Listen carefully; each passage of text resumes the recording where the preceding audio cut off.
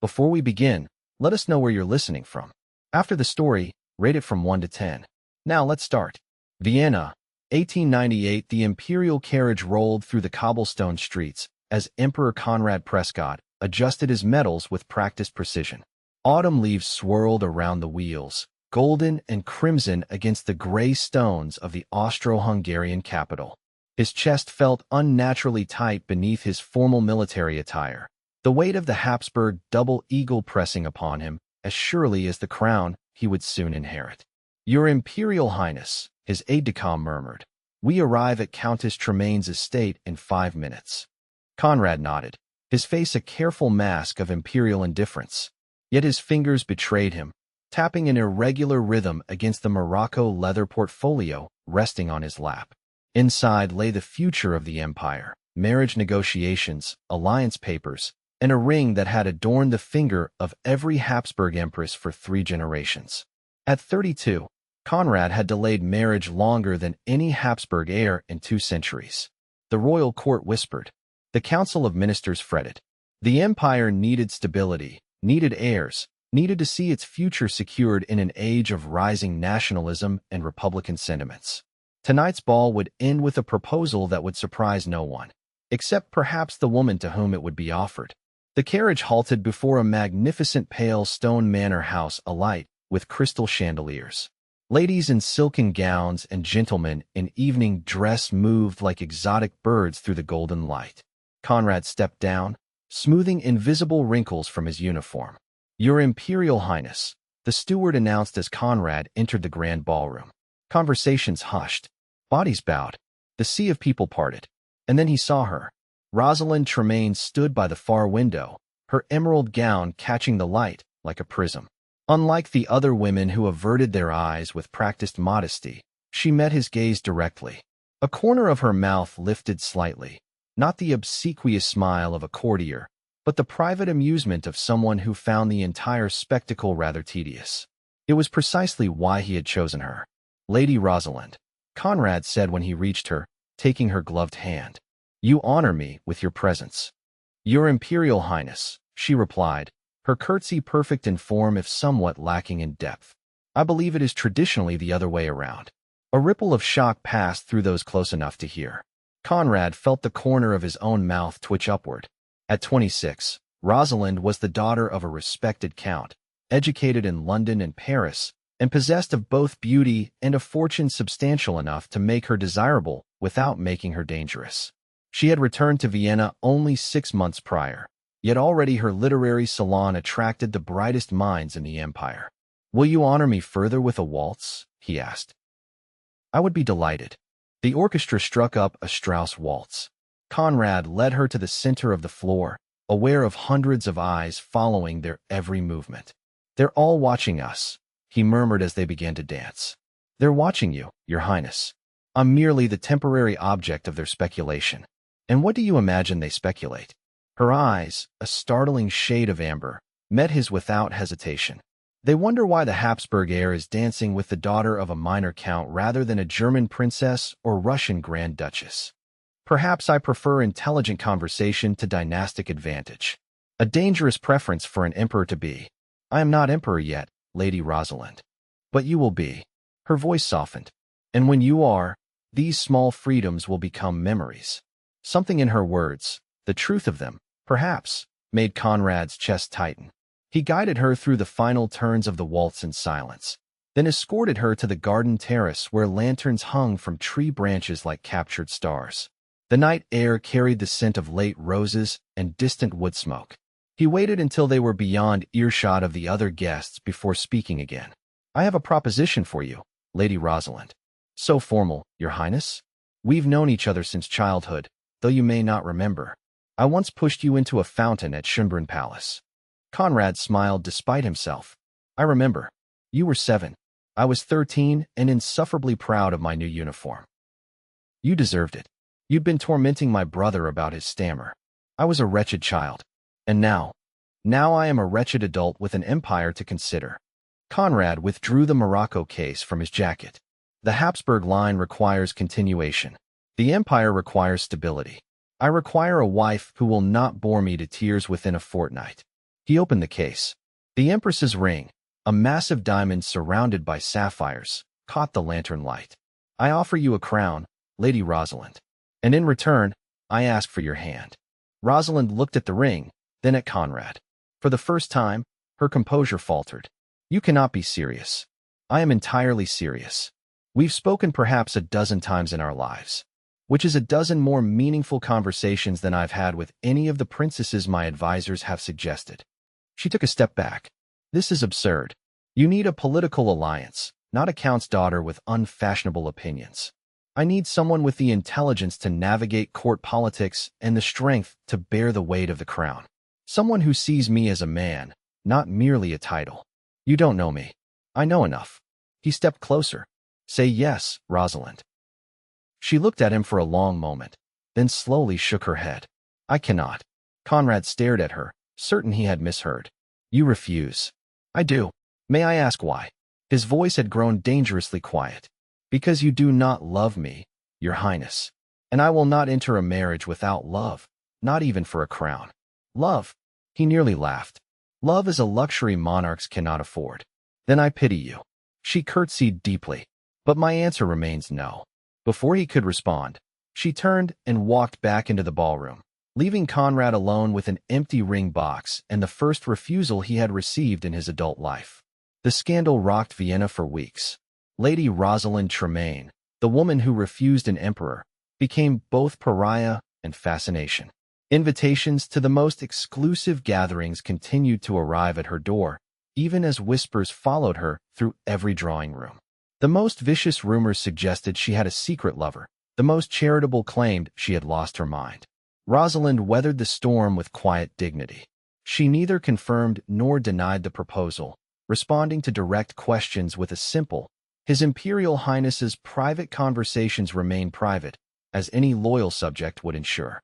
Conrad, for his part, retreated into his duties. If he appeared more somber at state functions, his advisors attributed it to the weight of approaching coronation. If he sometimes paused by the window that faced the direction of the Tremaine estate, no one was bold enough to comment. 3 months after the ball, as winter settled over Vienna like a white blanket, a package arrived at Rosalind's door. Inside she found a first edition of Goethe's poetry, a volume they had once discussed during a chance meeting at the Imperial Library, with no note or signature. A week later, another book arrived, this one containing the collected letters of Empress Maria Theresa. On the inside cover, a single line had been written in a precise, elegant hand. Not all emperors have been strangers to love. Rosalind traced the words with her fingertip. The next morning, she sent a response, a slim volume of Elizabeth Barrett Browning's sonnets, a pressed violet marking Sonnet 14. If thou must love me, let it be for naught except for love's sake only. Thus began a correspondence conducted not in letters that could be intercepted, but in books. Each volume contained a single underlined passage or brief marginal note, sometimes accompanied by a pressed flower or leaf. To an outside observer, they might have appeared to be mere gifts from an anonymous admirer, but between Conrad and Rosalind, they became a private language. Through Shelley's poems, Conrad confessed his fears of ruling. Through Byron's verses, Rosalind revealed her childhood in the English countryside. With Austen, they discussed society's constraints. With Shakespeare, the nature of power and responsibility. One particularly bold note in the margins of Romeo and Juliet read simply, the tragedy was not their love, but their haste. Spring arrived, melting the snow and bringing with it Conrad's coronation. The night before the ceremony, a final book arrived at Rosalind's door, a leather-bound journal, its pages blank save for the first, which contained a single line. Some stories must be written by 2 hands. Rosalind stared at the empty pages, understanding the invitation they represented. She took up her pen and wrote a response. Even emperors must earn the right to co-author a life. The journal was returned to the palace that night by a trusted servant. The coronation proceeded with all the pomp and circumstance centuries of Habsburg tradition demanded. Conrad Prescott became Emperor Conrad I, the weight of the crown settling upon his brow as heavily as the weight of an empire settled upon his shoulders. From her place among the nobility, Rosalind watched his face remain impassive, betraying nothing of the man she had come to know through their literary correspondence. At the ball that followed, they danced once, formally, speaking only the words protocol required. But as he bowed, Conrad pressed something into her gloved palm, a small key. Later that night, she discovered it opened a side entrance to the imperial gardens, a secluded area few were permitted to enter. A note with the palace steward seal directed her to a specific bench near the ancient linden tree the following afternoon. Rosalind debated all night and through the morning. To meet the emperor in private invited scandal, yet to refuse invited regret. Shortly after 2 o'clock, dressed simply in a blue walking dress, she used the key. Conrad was waiting, without his entourage, dressed more plainly than she had ever seen him. Though plain, for an emperor still meant the finest tailoring in Vienna. "You came," he said, rising as she approached. "I was curious." "Only curious?" It would be imprudent to admit more. He gestured to the bench. They sat, a proper distance between them, surrounded by the first blooms of spring. "I have something for you," Conrad said, reaching into his jacket. "Another book?" "No." He handed her a sealed letter. "My own words this time." Rosalind broke the imperial seal and unfolded the letter. As she read, her eyes widened. "This is the truth," Conrad finished. "I have never written such words before. They are unfamiliar terrain." The letter spoke of loneliness, of duty, of the weight of 1,000 years of history. It spoke of admiration that had grown into something deeper. It spoke, most shockingly of all, of love. "You rejected my proposal because I did not love you," Conrad said quietly. "You were right to do so. I offered you a crown, not my heart. I did not understand then what I was missing." Rosalind carefully refolded the letter. "This is very beautiful, Your Imperial Majesty. But words alone, not words alone," he interrupted. "Actions. I have established a foundation in your name to educate young women from across the empire. I have appointed Professor Heller, whom you championed at your literary salon, as Minister of Education. I have begun the reforms you once mentioned would benefit the empire's most vulnerable citizens. You did all this for me?" "No." Conrad's eyes held hers. "For the empire. For the man I wish to be. But inspired by you." Rosalind looked away, her heart beating rapidly beneath her corset. "What would you have of me, then?" "Time. Conversation. The chance to court you properly, as a man courts a woman he respects and admires, not as an emperor claims a consort. The court would never allow it. The court serves the emperor, not the reverse. History would suggest otherwise." Conrad smiled slightly. "Then perhaps it is time to make new history." So began a courtship unlike any the Habsburg Empire had witnessed. Twice weekly, Rosalind visited the palace gardens, accompanied by her lady's maid who discreetly remained at a distance. Conrad and Rosalind walked among the flowers, discussing everything from poetry to politics, philosophy to the daily functioning of an empire. Between these meetings, Conrad's letters arrived. Real letters now, pages filled with his thoughts, observations, and increasingly tender confessions. Rosalind kept each one in a locked chest beneath her bed, rereading them by candlelight. "My dearest Rosalind," one began, "Today I sat through 6 hours of diplomatic negotiations with the Russian ambassador. All I could think about was whether you would prefer the red roses or the white ones in the East Garden. This, I fear, is what love does to even emperors. Makes us contemplate flowers while discussing territorial boundaries." As summer ripened into autumn, their connection deepened. Conrad arranged for Rosalind to chair a committee on educational reform, giving her a legitimate reason to visit the palace regularly. Her insights proved so valuable that even his most conservative advisors grudgingly acknowledged her contributions. In his 43rd letter, Conrad wrote, "I find myself ruling differently because of you. Where once I saw subjects, I now see people. Where once I saw policies, I now see lives affected. You have given me something no council of ministers could, perspective beyond the throne." Rosalind's replies grew equally vulnerable. "I feared the crown would change the man," she wrote, "but instead, I find the man might change what it means to wear the crown. I no longer fear losing myself in your shadow.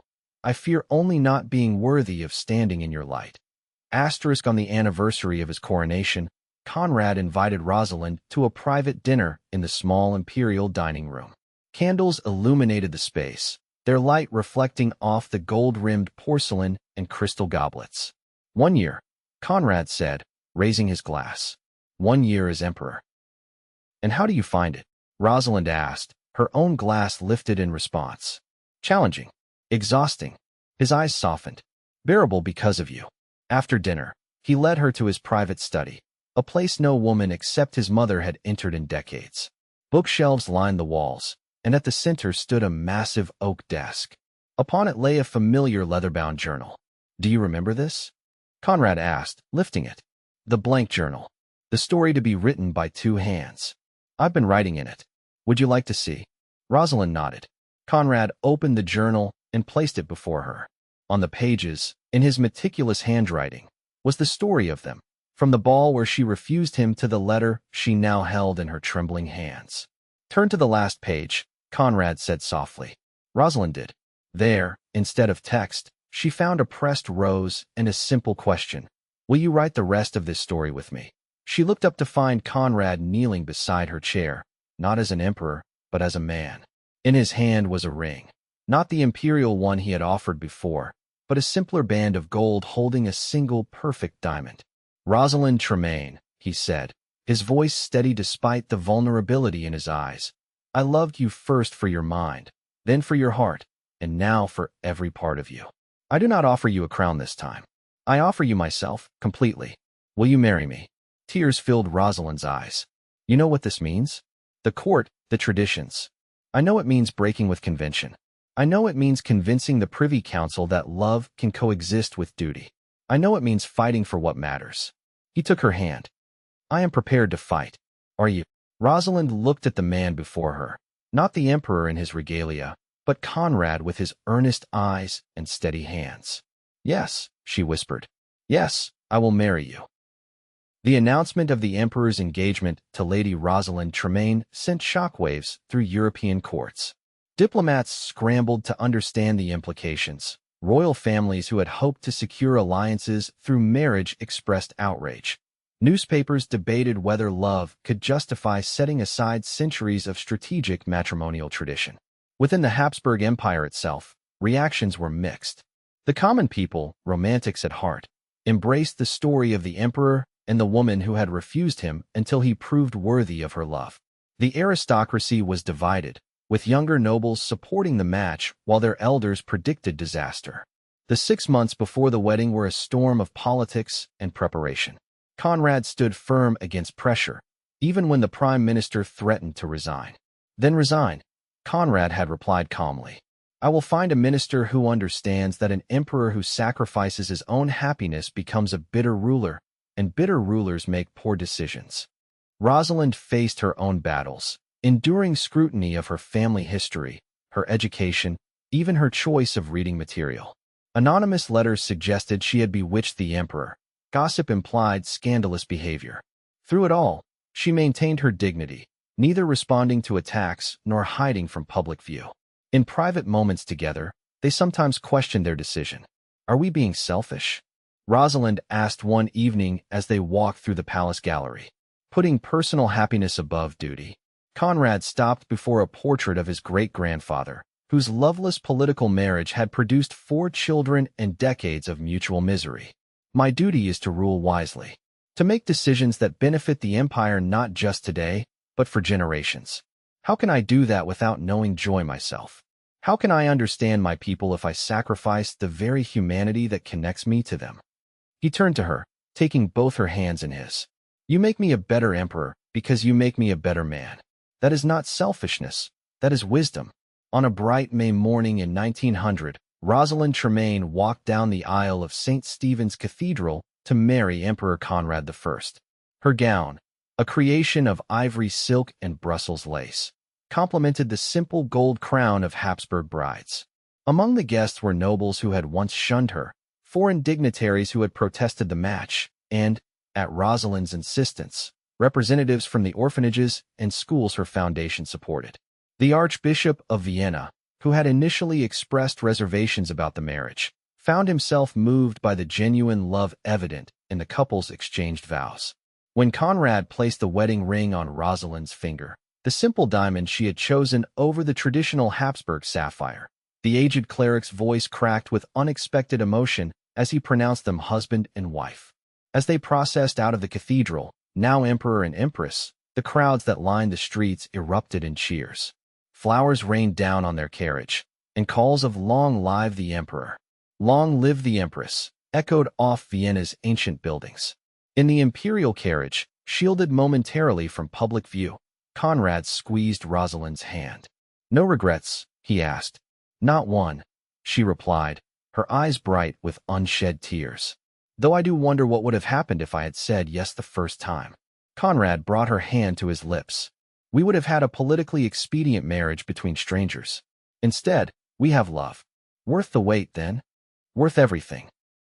That night, after the celebrations had ended and they were finally alone, Conrad presented Rosalind with a small wooden box.